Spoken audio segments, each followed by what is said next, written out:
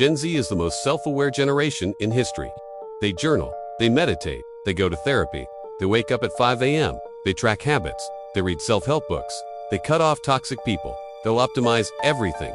So why do so many of them still feel empty? How can you spend years working on yourself and still feel like you're not enough?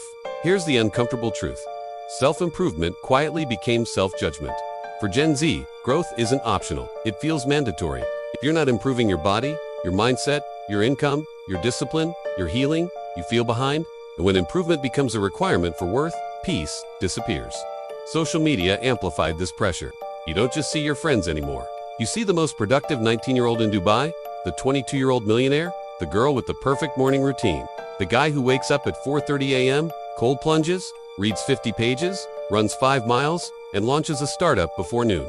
And even if you logically know it's curated, emotionally, it still hits.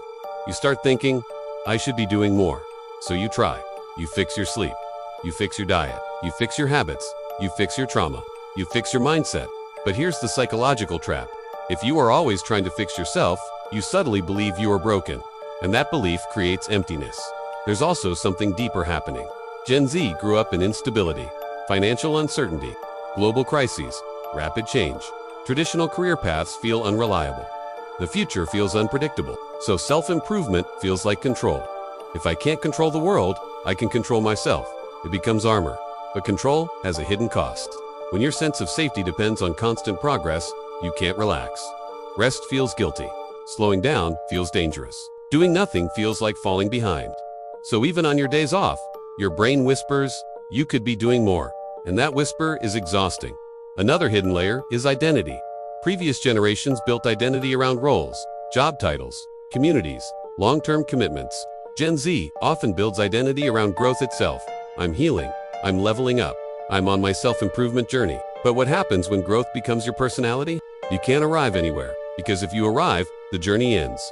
So your brain keeps creating new goals to chase, new versions of yourself to unlock, new standards to meet. You hit one milestone, and it feels good for a moment. Then your mind moves to target.